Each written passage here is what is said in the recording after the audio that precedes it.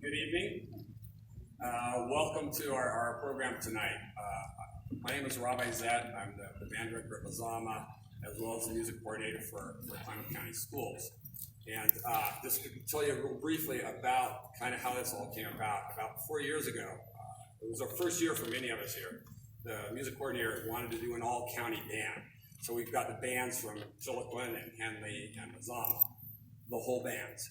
And we fit them on the stage, and we rehearsed a crazy schedule. But in the course of the last few years, the school bands, the bands at all the schools have grown to where we could not fit all three bands up here. So that's a really good problem to have. So we decided we would make it an honor band. So all the students here are selected, as you probably read, with their band director's recommendation. Not only for their musical skills, but their work ethic and just their genuine love of music. And so these are some of the best kids you're going to see musically in the county schools. So I think we've got a good program planned for you. The usual, if you've got cell phones, which I'm going to read off of in just a minute, I'm not going to fight technology, I'm going to embrace it.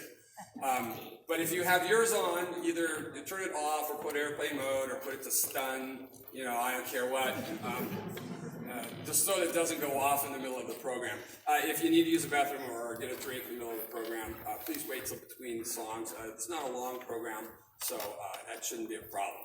So, let me proceed here quickly, and I have to pull up my notes because that's just the way it goes. Dr. Martin Behnke has received numerous commissions for his instrumental and choral compositions, and his music has been published by Alfred Music, the University of Northern Colorado Jazz Press, and his own Timberline Music Company. In 1985, he received an Oregon Arts Commission Individual Artist Fellowship to study composition with Pulitzer Prize-winning composer Norman Del Gioio, and in 1999, an Oregon Council for the Humanities Research Grant to present the life and music of Duke Ellington for the Smithsonian Traveling Exhibit Beyond category. He continues a full schedule as a composer, adjudicator, guest conductor, and jazz pianist. Was anybody here a couple weeks ago for the Esquire Jazz program? A couple here. Well, Dr. Behnke was the pianist at that performance, and I think they may have even done one of your compositions, I'm not sure. They did. So, and you're going to get to hear a couple of his contraband compositions from the group tonight. So, Martin has been an adjudicator. He's adjudicated on all of our bands, and probably 2 or 3 times over the last few years. So please give a warm welcome to Dr. Martin Behnke.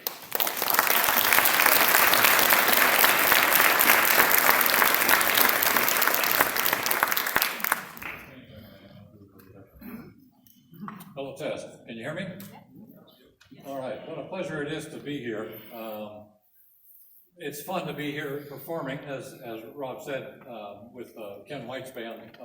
I've been over a number of years in that capacity, but it's real special to be here to be able to conduct and do some of my other kind of music tonight as well.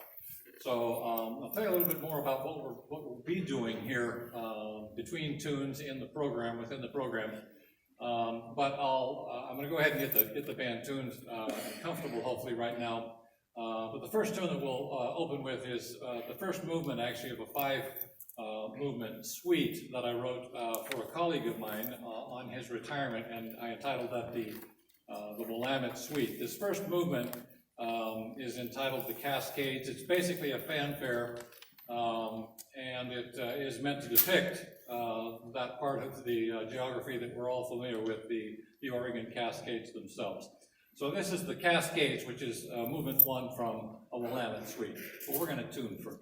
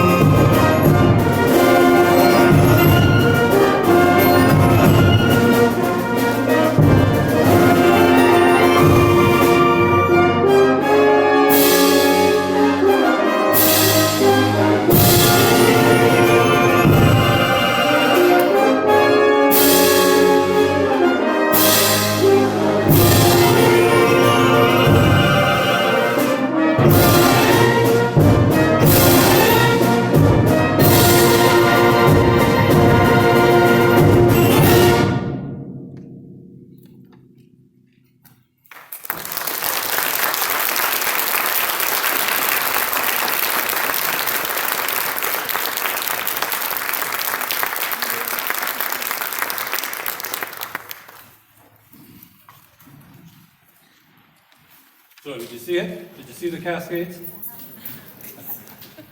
That was the musical picture, my sense of the musical picture, the Central Oregon Cascades. Not an easy piece. And I might say, it's been a real pleasure for me to be over here. It's not always something that I say to everybody, but I was born and raised not too far from here, in Yreka, California. My dad was a band director there, and even in gymnastics in high school, we always competed against Klamath Falls.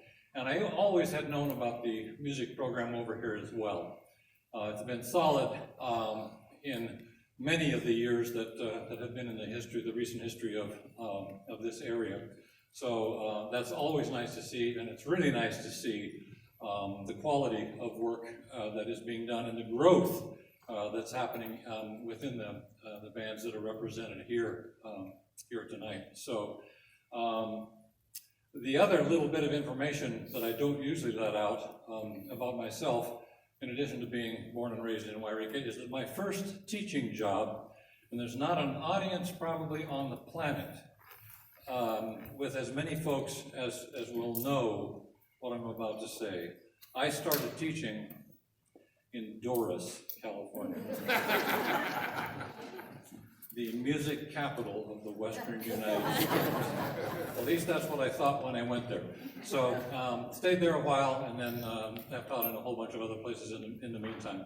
But it's been a real pleasure working with these folks, as I referred to it with them, beating them up on a regular basis over the last 2 days. It's an amazing 2 days that they've been through, and I want to thank them and commend them for all the work that they have done.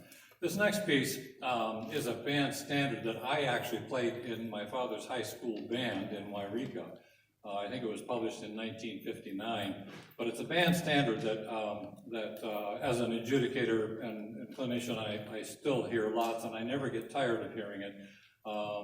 It's an overture with a title that I never ever forget. Overture for Winds. So that'll be our next piece on the program. Overture for Winds by Mr. Carter.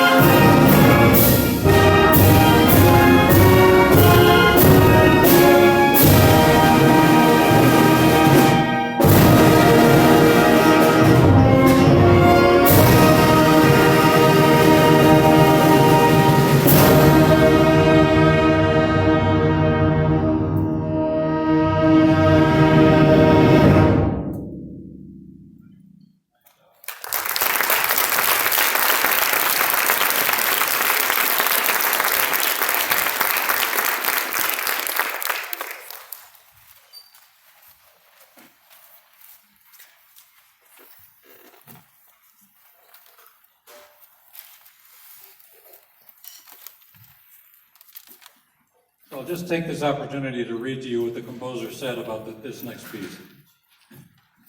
Gaelic Visions, as the title I wrote it, is an original composition that depicts images of the Celts in Ireland, the Isle of Man, and the Scottish Highlands, especially the Celtic Highlanders of Scotland. The lilting and dance-like first movement, Through an Irish Mist, is in 6/8, written in the style of an Irish folk tune. And I don't know this for sure, but I think that there's some of that blood in me. The lilting melody in an AABA song form is leisurely passed through the band, building to a high-energy conclusion.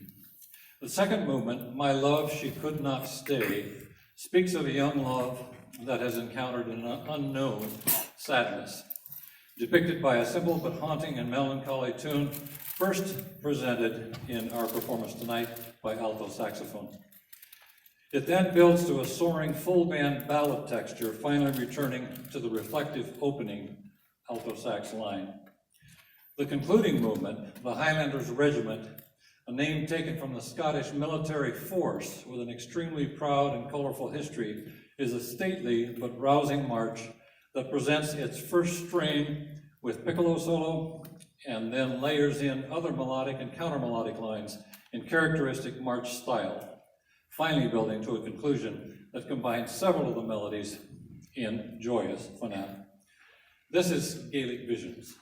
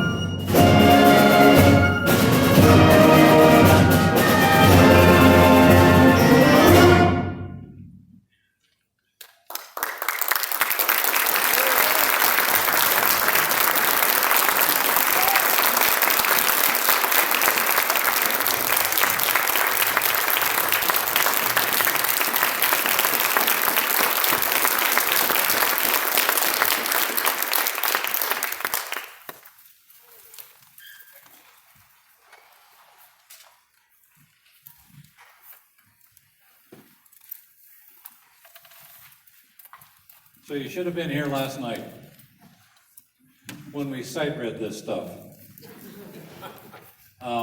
What's truly amazing, and I know this from my own experience, and literally from where, every place that I've been, these are the best kids on campus, on whatever schools that they are. These are simply the best kids on campus. And that's a tribute not just to them, but to you, and I thank you. And I want to ask these guys to thank you at this moment.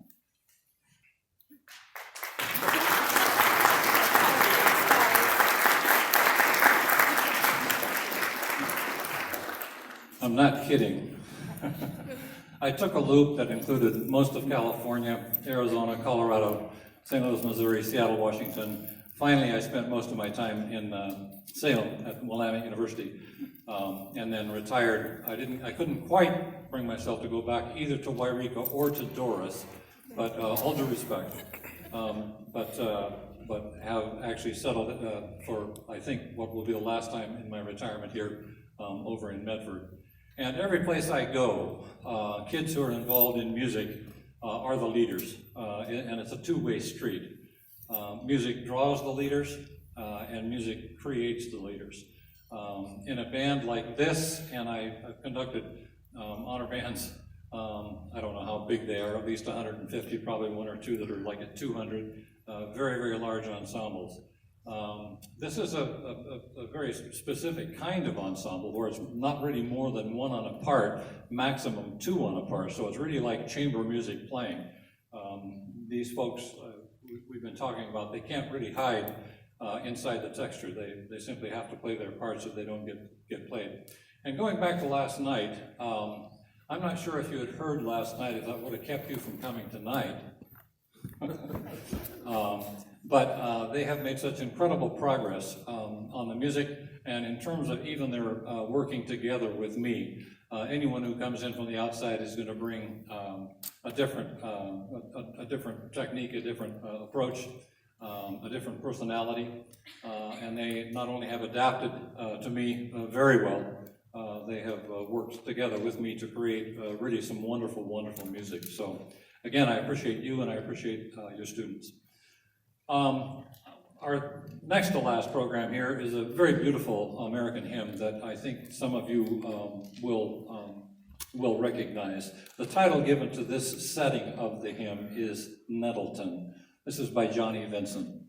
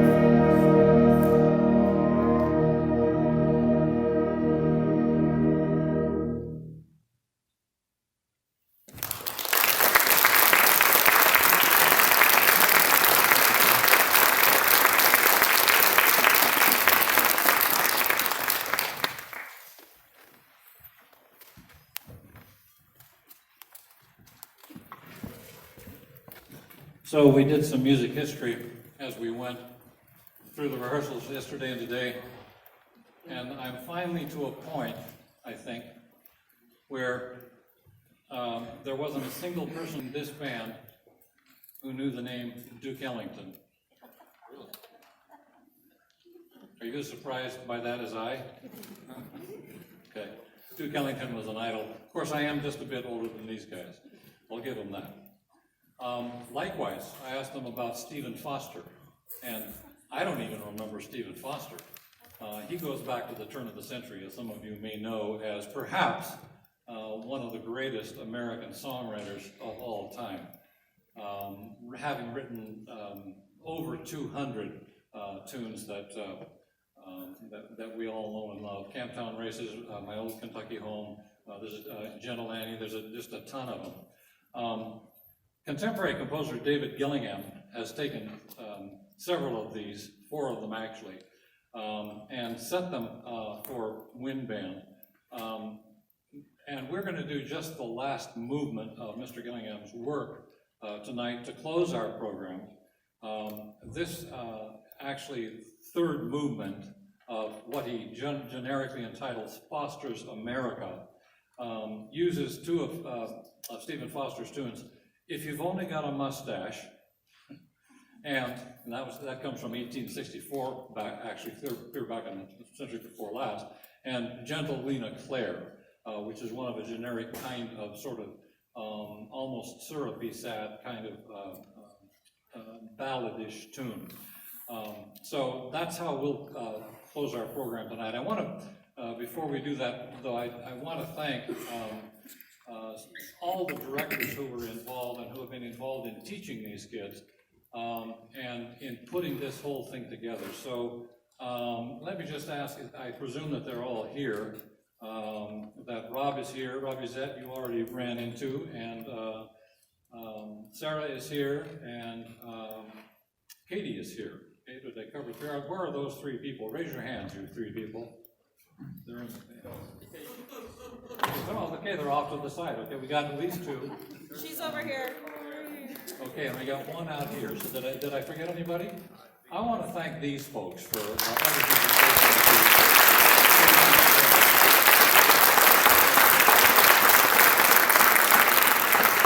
I want to thank them also for giving me another excuse to come over the hill and visit one of my favorite spots. We'll see if I get back tonight with the snow and ice. Hopefully it's not too bad, but either that or I'll just stay another night in Klamath Falls. That's fine too.